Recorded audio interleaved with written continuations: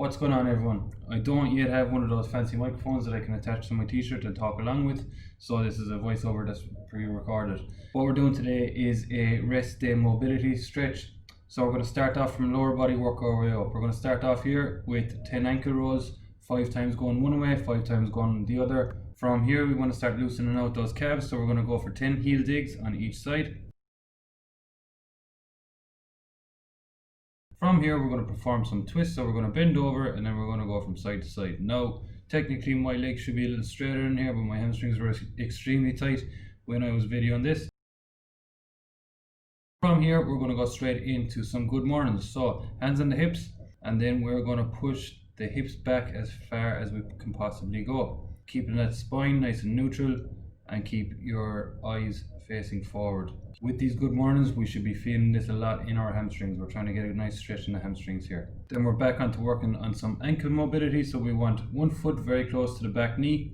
Then we're going to make sure our heel stays planted into the floor and we're driving our knee over that big toe.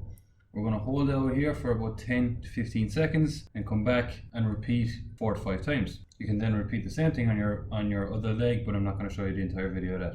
Our next stretch is going to be targeting the hip flexors and the hamstrings. So what we want to do is put one leg out in front, point that toe up to the ceiling, and then lunge forward. Every time that you straighten out that leg, I want you to focus on dropping those hips down until you can feel a nice stretch going from your hamstring all the way into your calf, keeping that toe pointing towards the ceiling. Here we're going to lunge 5 times on one leg, 5 times on the other.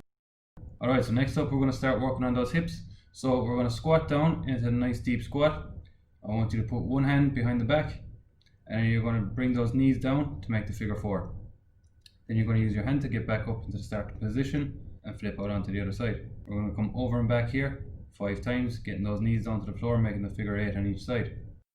Our last little bit of hip work, then we want to start off in the squat position, drop that hand down behind you, come back down into the figure 4, and then you're going to lift your glutes up and down, squeezing those glutes to the very top, and then dropping them down all the way down to the floor. Now my left side is my dominant side, so when I came over onto my right side I was struggling a little bit, so I just put a little bit of pressure with my hands onto the floor to help get myself up and then just to ease myself back down again. Our last lower body stretch then will be for the glutes, and we're going to hold each one of these stretches for 30 seconds. Really focus on getting your hips as close to the floor as possible, and if this is done properly you should really feel this one in the glutes. Moving on then to work on our spinal mobility, we're going to start off with some thoracic rotations. So hand behind the head, elbow to elbow, and then as you rotate that elbow out, follow your elbows with your gaze. And again we're going to hit this 5 times on one side, 5 times on the other, moving swiftly into cat-cow. So when we inhale we curve the spine, we look up towards the ceiling, and when we exhale we round that spine and you're looking back towards your feet.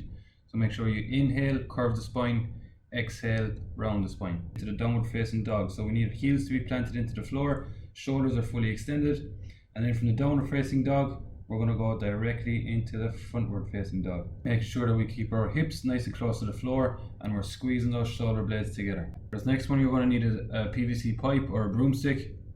We're going to be doing some prone dislocates. So what we need to do here is we need to fully extend. The wider you grip that stick, the easier this will be. So let's start off nice and wide to begin with.